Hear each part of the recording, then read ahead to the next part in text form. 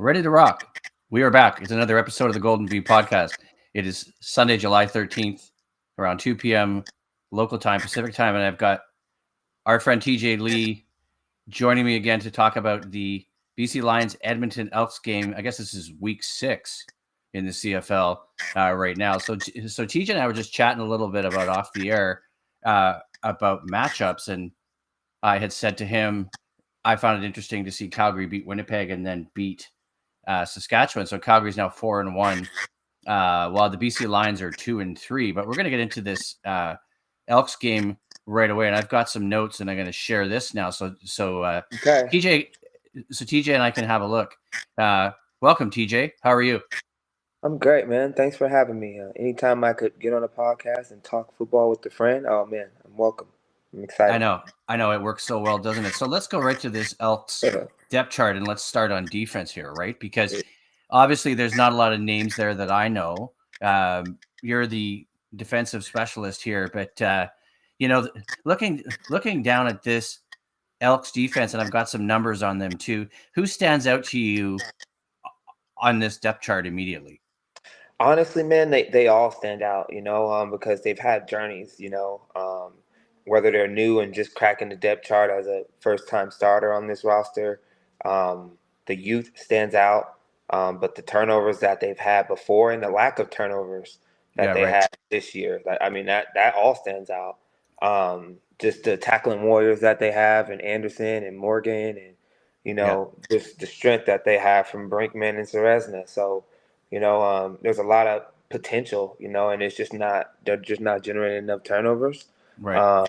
But they got a young coaching staff, and they just kind of instilled the belief with the win over Ottawa. So, this could be where they start trending up from last week. So that's exciting. Right. Yeah, that's an interesting team, right? Because we know how much the Elks have struggled in the last, 4 or 5 seasons, especially since the 2020 season with COVID was wiped out, right? And then 2021 through 2025, they've been, I don't want to say the doormat of the league, but they've been probably the worst team in the league, which is not the Edmonton Elks that I grew up with, in the 70s and 80s, right? So I like to see the Elks do well just because I think there's a lot of football tradition there. I think there's a lot of important things going on in Edmonton with the team. But let's move over to offense a little bit. We're going to scroll down a little bit here because you and I talked after game 1 at halftime. That game, I sent you a text, and we were talking about how well the BC Lions defense was getting Trey Ford on the move, moving around. So let's talk a little bit about that while we look at you telling me your thoughts on this Elks offense. Yeah. Well, with your defensive Lions or your BC Lions defense, they were able to generate turnovers, especially against a team like Edmonton. So one thing about Edmonton, they discovered that, they could run, and they discovered a lot of running success last game. So they're hoping to carry that over, Yeah, I saw that. which ultimately eliminates turnovers, the probability of turnovers. When you have Trey Ford passing the ball and running around and all that stuff, the probability of turnovers happen a lot. So now that they're able to play a little more safer brand of ball and trust in their running, they have more confidence of the success that they might have in this game, that they could have. But like we talked about off air, every team has matchups, and this is one of those matchups with BC as well. They have Edmonton's number, and there's a sense of belief that the veterans have that could carry over to the younger guys in the locker room to help them overcome Edmonton today. Yeah, that's interesting because I'm just gonna throw some stats out here and post it in our chat because a couple of interesting things pointed out, and you can see that in the chat, right? It's a Nathan Rourke and Trey Ford. Rourke has a 13-9 mark as BC starting QB, while Trey Ford is 10-12 and 22 starts dating back to 2022. They have only started the same game just once in their career, June 5th, which we just talked about. I actually think that date's wrong. I think it's June 7th, but that's irrelevant, right? So that's the BC Lions series with the Elks to date, right? That one game in BC. BC started, I thought, kind of flat in the first half, then came on strong in the second half. Nathan was much better. But what can we expect from this Elks offense, talking a little bit more about that? Obviously, besides Trey Ford. Well, a safer brand of ball. I mean, when they're safer, then the probability being more successful is. I mean, I think that's very huge for them this week.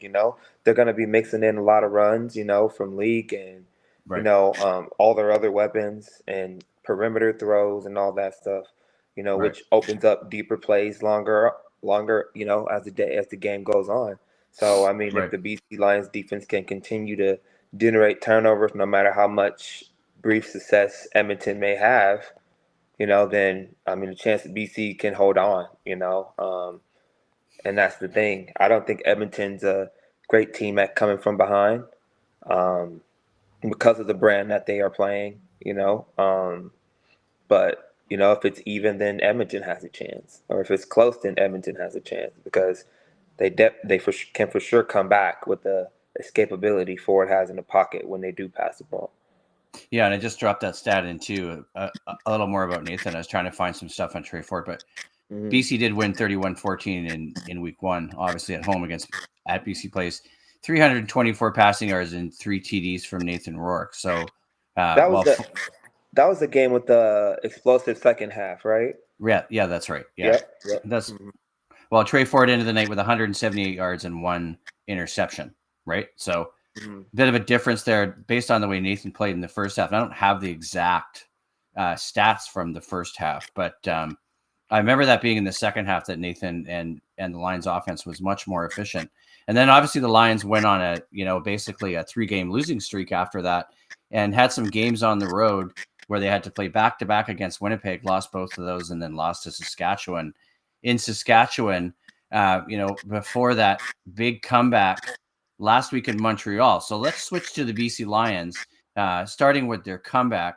And I wanted your thoughts, if you saw it, on that fight at the end of the game.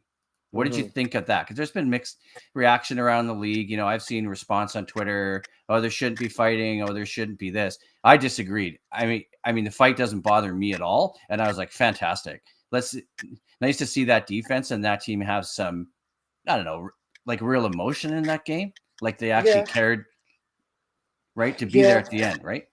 Yeah, I mean, I'm the type as a leader, I don't want the feelings and the emotions spoiling over towards the end of the game, because it's really unsafe, for Right. all involved. Honestly, we all Yeah. want to go back home to our families, and Yeah. we just made it through a football game, unscathed in terms of injuries, So like, let's not add to that, Right.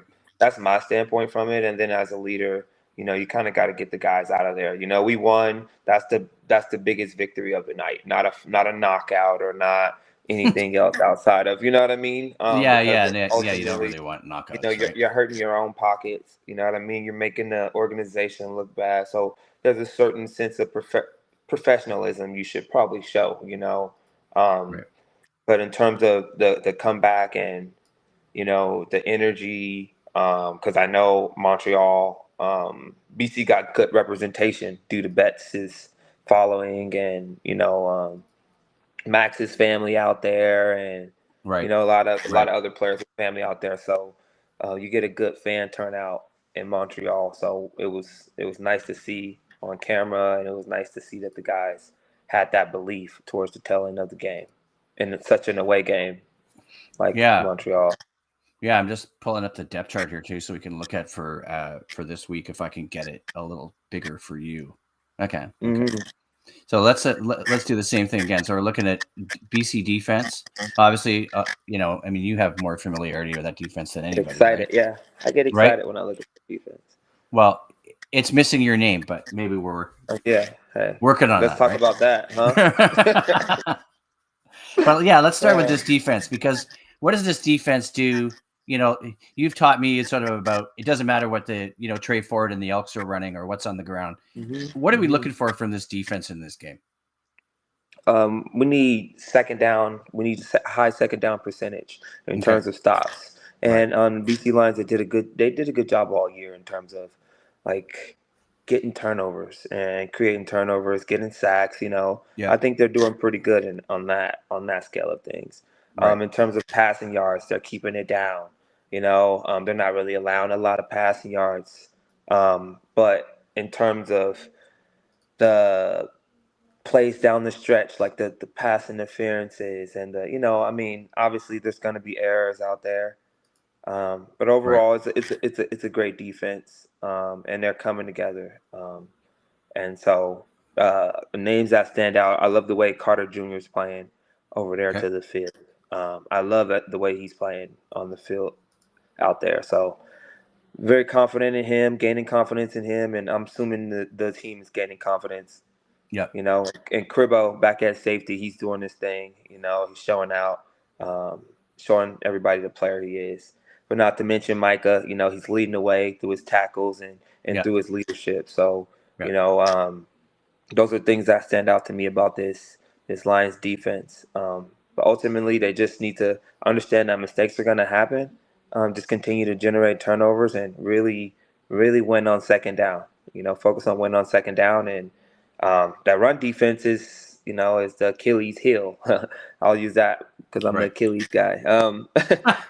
Yeah, two, Yeah, right? Not just one. of that defense. Both. Both. Yeah, too.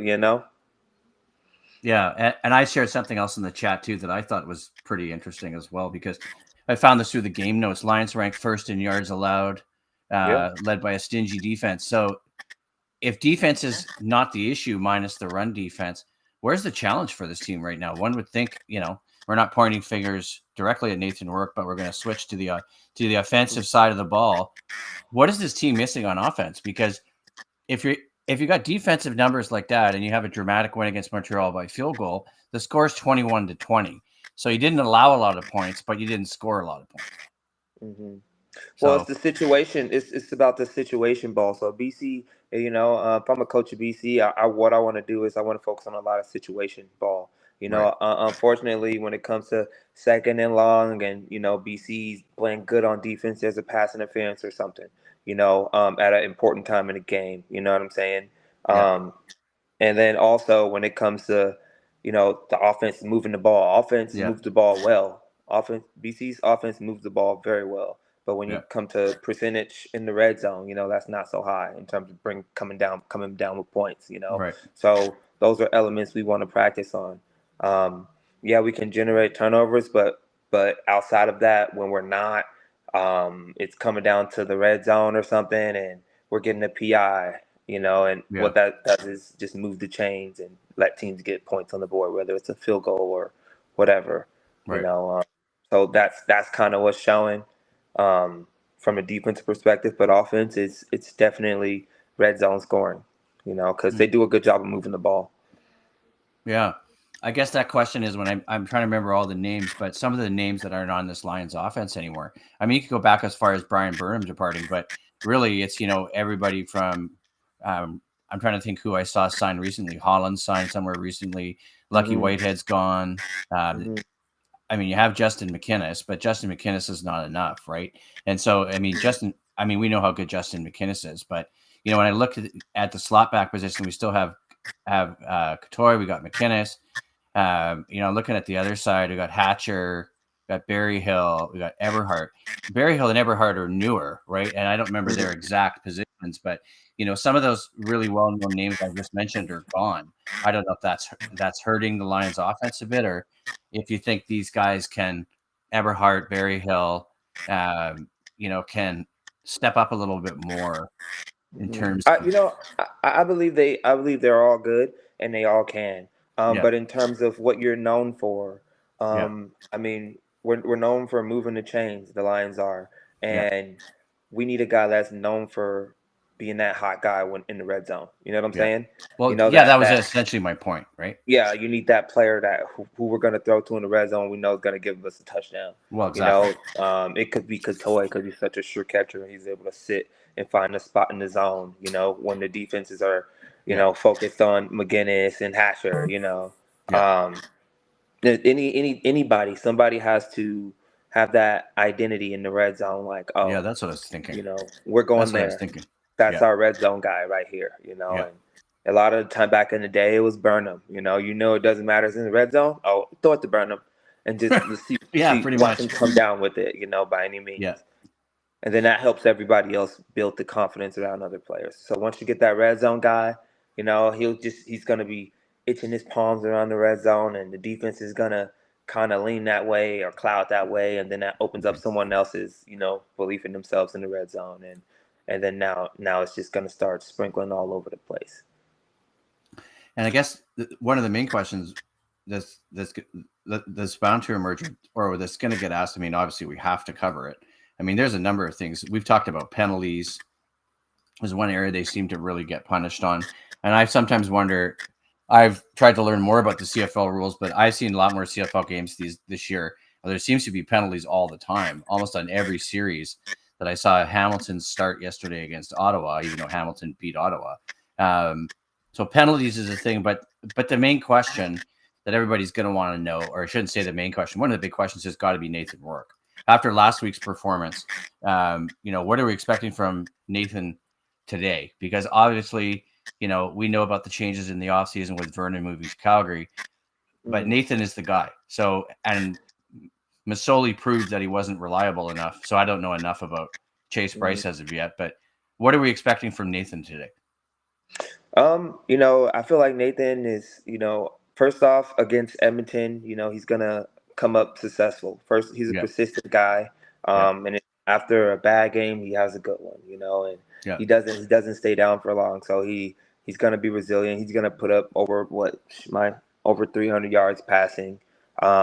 And it's just gonna be one of those type of performances. In terms of who's gonna be the red zone guy or how the game's going to go, or if the Butler game opens up in terms of the run game. Yeah. So when you over the scale of a season, everybody kind of puts their stamp on the game, Right. So this could be the Butler stamp on the game. Hope so. This could be what you got the Barrett Hill stamp on last week's game against Montreal. Yeah. You know what I'm saying? The Hatcher stamp's coming. So someone, steps out and be the catalyst for the game, So with Rourke, it could just be Rourke and his ability to spray the ball all over the place. It could be Hatcher, showing how dominant of a guy he is, or it could be a McGinnis game. So we're just it's what we expect to see when it comes to Rourke against Edmonton. But also when you talk about Edmonton defense with a lot of promise, a lot of excitement, a lot of momentum, it could be the game where the coaches get their players to believe, fully believe. And a defense with a lot of players and potential start generating turnovers and getting interceptions. It could be one of those games too, so but like I said, it's a game of matchups. So I typically this week I'm going to lean towards the Lions coming through and kind of showing themselves because that's just what the matchup has been for the last couple of years, But Edmonton is going to play a safer brand of ball. So if that run defense of BC's can't hold up, then, the probability of them generating turnovers is going to be very low, which means, BC may have passing yards, but Edmonton's going to stick around because the running game is going to be open. Yeah, I was just looking at James Butler's stats too. Like 2022 with BC carries 210, 1,060 yards, 7 TDs, 5 as an average, long 37. But then an even better season in Hamilton in 2023, 17 games, 235 carries, 1,116 yards. Right. I mean, he didn't do quite as well last year, but that was why James Butler came back, right? Because of that deadly combination with him and Rourke in 2022. That game to start the season in 2022. I can't remember the final score, but where the Lions absolutely destroyed Edmonton, right? I thought we got 50 points that game. So talk a little bit about James Butler because we're going to get ready to wrap it up here soon. So Butler can catch. That's another thing, so his ability to take a check down and turn it into a huge chunk or score touchdowns higher, So when you talk about Butler, it's the versatility to score touchdown running or to score touchdown catching out of the backfield. When you get those, when he wins a one-on-one matchup against a linebacker and has DBs to tackle him, that's going to be, the probability shifts down once again, So it's like, okay, is this going to be a Butler game? How many touchdowns has he had so far this year? Like 1 or 2? So this could potentially be the game where he runs, maybe has 1 running and 1 catching, or 2 running and 1 catching. So it all depends on the game plan for BC, and if they plan on just attacking those DBs, or if they plan on just moving the chains and expecting their players to make big plays. Yeah, it's interesting, right? Because I mean, part of you would think, well, the Elks aren't a great team. Even though they won last week, it should be an easy win for BC. But anybody who knows the game fairly well, or someone who's played like you as long as you have, right? It's not going to be an easy game. I don't think you should ever assume in this league that just because the Elks had the start they have and the record they have, that they would be any less of an opponent for BC. And BC needs to win this game too, right? Because they don't want to go to 2-4. I mean, they had to win in Montreal last week, right? It was just like, absolutely essential.